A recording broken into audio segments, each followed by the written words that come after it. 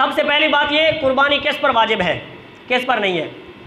देखें, हर वो मुसलमान जिसके पास ईद के 3 दिन होते हैं ना, 10, 11 और 12, ईद के 3 दिनों में इतना माल हो 52.5 तोले चांदी के बराबर या 7.5 तोले सोना उसके पास हो, तो उस मुसलमान पर कुर्बानी वाजिब है। 7.5 तोले सोना हो, यानी सोने के अलावा अगर कुछ और कोई चीज़ ना हो, सिर्फ सोना हो, तो 7.5 तोले देखा जाएगा कि 7.5 तोले है कि या नहीं। और अगर 1 तोला सोना है, थोड़ी सी चांदी है, कुछ पैसे हैं, कुछ बाकी चीज़ें हैं, तो ये सारा माल फिर देखा जाएगा कि 52.5 तोले चांदी के बराबर पहुंचता है कि नहीं पहुंचता। कि जिस बंदे के पास 52.5 तोले चांदी के बराबर कीमत होगी, माल दौलत होगी, रुपया पैसा होगा, कोई भी चीज़ ऐसी होगी, उस पर कुर्बानी वाजिब होगी। और ये 52.5 तोले चांदी जो है, ये उसकी ज़रूरियात ज़िंदगी से अलावा हो, ये भी याद रखें। मिसाल के तौर पर आप घर में 10 अफराद हैं, 10 अफराद के लिए 10 चारपाइयाँ काफ़ी हैं। 10 अफराद हैं और 20 चारपाइयाँ हैं, तो 10 चारपाइयाँ शुमार होंगी उनकी कीमत। आप घर में 10 आदमी रहते हैं, उनके लिए 3 कमरे या 4 कमरे काफ़ी हैं। और अगर आपके घर में 8 कमरे हैं तो 4 कमरों की कीमत भी शुमार होगी। ज़रूरियात ज़िंदगी जो एक है ज़रूरत के तहत आए वो शुमार नहीं होगी, जो ज़रूरियात से अलावा होगी वो शुमार होगी। और उनकी कीमत अगर 52.5 तोले चांदी की कीमत के बराबर पहुँचती है, आप पे कुर्बानी वाजिब होगी। लेकिन अगर किसी पर कुर्बानी वाजिब नहीं है और उसने फिर भी बकरा लेकर ज़िबा किया, तो अल्लाह उसको दुगना अजर अता फरमाएगा। अल्लाह क्योंकि उस पर वाजिब नहीं थी लेकिन फिर भी उसने कर दी, तो अल्लाह उसको अजर अता फरमाएगा। ये कुर्बानी का निसाब है। जिस तरह मर्द पर कुर्बानी वाजिब है, उसी तरह औरत पर भी कुर्बानी वाजिब है। और याद रखें, जो माल का मालिक है उस पर कुर्बानी वाजिब है। यानी माल अगर मर्द की मिल्कियत है तो मर्द पर कुर्बानी वाजिब है, माल अगर औरत की मिल्कियत है तो कुर्बानी औरत पर वाजिब है। और अगर दोनों के पास इतना माल है, मर्द के पास भी है, औरत के पास भी है, दोनों के पास अगर इतना माल है 52.5 तोले चांदी की कीमत के बराबर, तो दोनों पर कुर्बानी वाजिब है, सिर्फ एक पर नहीं होगी। फिर अब इस तरह होता है, घर में 8 लोग हैं, तो 8 के पास इतना माल दौलत है, तो फिर 8 पर कुर्बानी होगी। लेकिन हम लोग क्या करते हैं, एक बकरा ज़िबा कर देते हैं सब की तरफ से। इस तरह नहीं होता। जिसके पास माल होगा जो 52.5 तोले चांदी की कीमत को पहुंचे, उस पर कुर्बानी वाजिब होगी। अगर 10 लोगों के पास है तो 10 लोगों पर ही कुर्बानी वाजिब होगी, एक से काम नहीं चलेगा। और ये भी याद रखें, बाज़ घरों में एक बकरा लेकर रख देते हैं और कहते हैं ये सारे घर की जानिब से है, किसी एक की तरफ से नहीं करते, तो वो किसी की तरफ से भी नहीं होता। हाँ, यूँ कहें मेरी तरफ से, जो आदमी घर का मालिक है, जिसकी मिल्कियत है, वो अपने नाम की कुर्बानी करे। ये ना कहे कि 10 की तरफ से, सब की तरफ से है। कुर्बानी एक हमेशा एक की तरफ से होती है, 10 की तरफ से नहीं होती। तो हमेशा ये मसला याद रखें, जो भी माल का मालिक होगा उस पर कुर्बानी वाजिब होगी। अगली बात, जानवर के मुतल्लिक। जानवर, अगर कोई ऊँट की कुर्बानी करना चाहे तो ऊँट की उम्र 5 साल होनी चाहिए कम अज़ कम।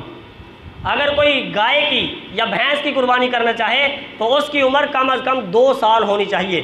2 साल से अगर एक दिन भी कम होगा तो उसकी कुर्बानी नहीं होगी। इसी तरह बकरा वगैरह या बकरी वगैरह अगर कोई ज़िबा करना चाहे तो उसकी उम्र 1 साल होना लाजिम है।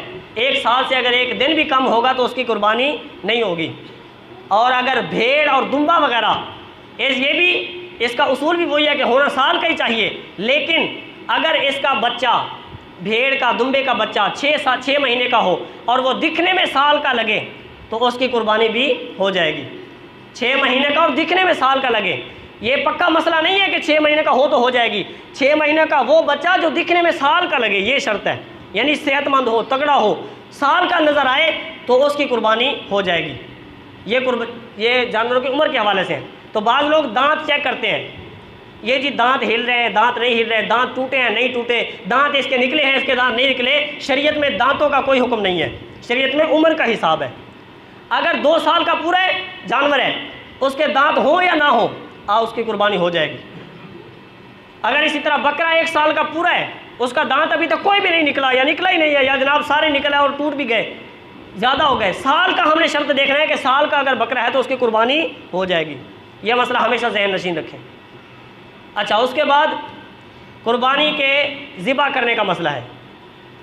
जानवर कोई भी आप खरीदे, तीन किस्म मैंने बताई है ना, कोई भी जानवर आप खरीदे, इस बात को यकीनी रखें कि उसमें किसी किस्म का ऐब ना हो, किसी किस्म का भी ऐब ना हो।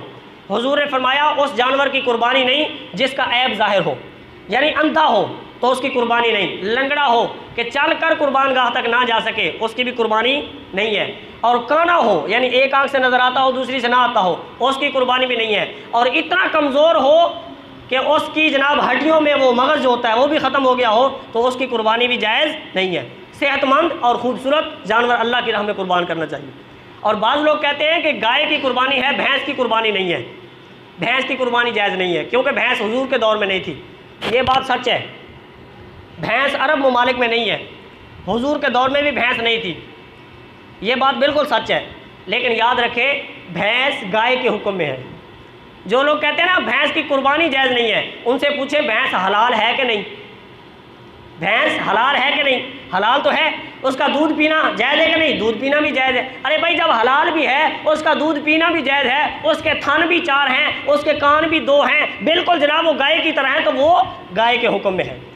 अगर जो कोई कहे कि इसकी कुर्बानी जायज़ नहीं है तो उससे कहो भाई फिर इसका गोश्त खाना भी आपके लिए जायज़ नहीं है, फिर जनाब इसके दूध पीना भी आपके लिए जायज़ नहीं है, फिर ये तुम घर में पाल भी नहीं सकते।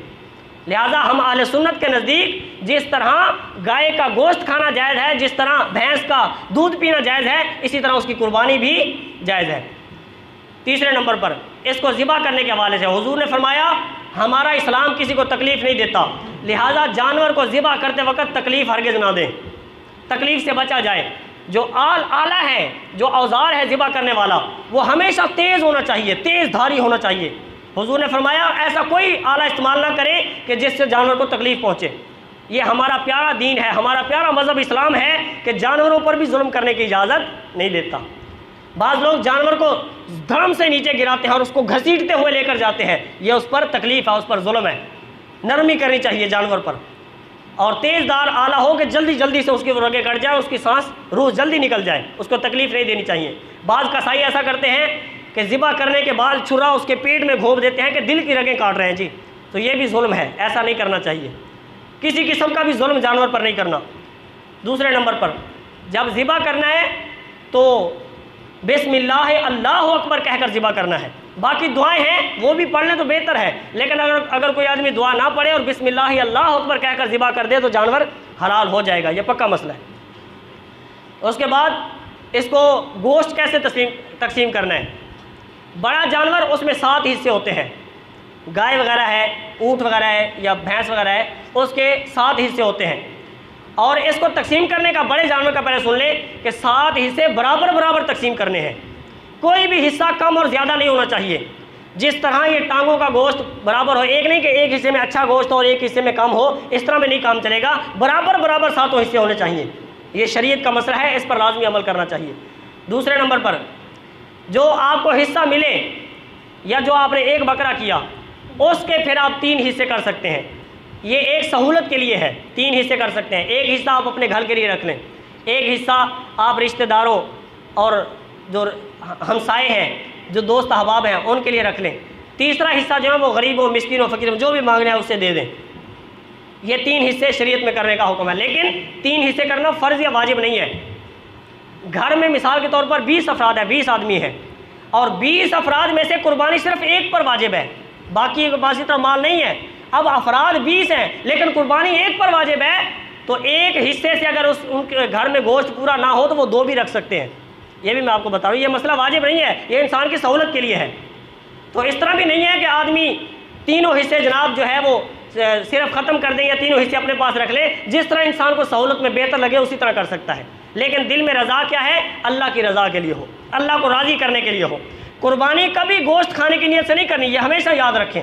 जिसके 7 आदमियों का हिस्सा है ना एक बड़े जानवर में, 7 में से अगर एक आदमी भी की भी ये नीयत हो कि हमने फ़कत गोश्त खाना है या गोश्त खाने की नीयत के लिए हो, तो 7 की कुर्बानी बाकियों की भी नहीं होगी। इसलिए गोश्त खाने की नीयत कभी नहीं होनी, दिल में जो नीयत है वो सिर्फ अल्लाह की रज़ा होनी चाहिए कि कुर्बानी अल्लाह की रज़ा के लिए कर रहे हो। जब ये इसके हिस्से तकसीम कर ले, फिर 3 हिस्से कर लिए अपने अपने घरों में। अच्छा, उसके बाद कुर्बानी का जो चमड़ा है ये कहाँ किया जाए। बाज़ लोग ये कसाई को दे देते हैं, कसाई तुम पैसे ना लो, उसमें ये चमड़ा भी ले लो, ये उसका सिरी भी ले लो, ये पाए वगैरह भी ले लो, ये उसको उजरत में दे देते हैं, ये भी जायज़ नहीं है। इसका चमड़ा अल्लाह की राह में सदका करना है, या किसी मदरसे में देना है, या किसी गरीब को देना है, सदका करना है। इसको अपने इस्तेमाल में भी नहीं लाना चाहिए। इसके चमड़े को हमेशा सदका करना है, याद रखें। और हम आपको यही कहेंगे कि अहले सुन्नत के मदारस में दें। हम अहले सुन्नत हैं तो हम यही तरगीब देंगे कि चमड़ा हमेशा अहले सुन्नत के मदरसों में दें। उसके बाद इसका गोश्त वगैरह, अच्छा बाज़ लोग कहते हैं कि काफरों को दे सकते हैं कि नहीं दे सकते, गैर मुस्लिमों को, तो ये मसला भी अच्छे तरीके से समाअत फरमा लें। कुर्बानी का गोश्त उस काफिर को दे सकते हैं जो मुसलमान मुल्क में रहता हो, जो इस्लामी मुल्क में रहता हो, उस काफिर को दे सकते हैं, क्योंकि वो हुकूमत को, मुसलमान हुकूमत को सालाना टैक्स अदा करता है। तो सालाना टैक्स जो होता है ये उसके देने में इस हुक्म में है कि ज़िम्मी काफिर है। काफिर की दो किस्में हैं, एक होता है ज़िम्मी, एक होता है हरबी। हरबी काफिर वो होता है जो गैर मुस्लिम ममालिक में हो, और ज़िम्मी काफिर वो होता है जो मुसलमान मुल्क में हो। लिहाजा जो मुसलमानों के मुल्क में हो उसको आप ये गोश्त दे सकते हैं। ये बहुत बड़ा पक्का मसला उलमा से तहकीक करने के बाद मैं बयान कर रहा हूँ। दूसरे नंबर पर कुर्बानी का गोश्त कितने दिन रख सकते हैं, ये भी एक सवाल है। बाज़ लोग कहते हैं 3 दिन के अंदर ख़त्म करना चाहिए, उसके बाद कुर्बानी का गोश्त रखना जायज़ नहीं है। लेकिन ये मसला हुजूर के दौर में भी 2 तरह से था। पहले हुजूर ने हुक्म दिया था कि कुर्बानी का गोश्त 3 दिन से ज़्यादा कोई ना रखे, लिहाजा 3 दिन में ही ख़त्म करना चाहिए।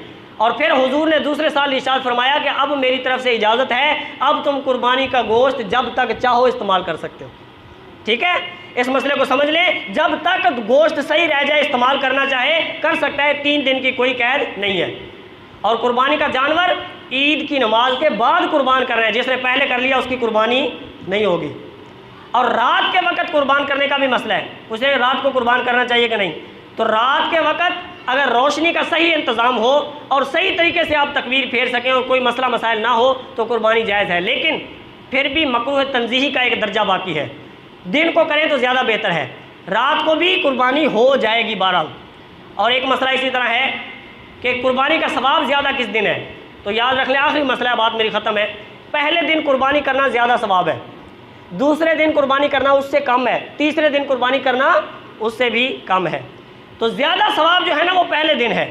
बाज़ लोग कहते हैं कि हमारे मेहमानों ने तीसरे दिन आना है, लिहाजा हम तीसरे दिन ज़िबा करेंगे। तो मेहमानों की वजह से तो कुर्बानी नहीं है ना, कुर्बानी तो अल्लाह की वजह, अल्लाह की रज़ा के लिए है ना। तो हमेशा कुर्बानी पहले दिन करें, कोशिश करें कि पहले दिन सवाब ज़्यादा है। अल्लाह ताला हम सबको अमल करने की तौफीक अता फरमाए। और कोई भी मसला हो कुर्बानी के हवाले से किसी को समझ में ना आए तो वो नमाज के बाद या अगले दिन भी मुझसे पूछ सकते हैं।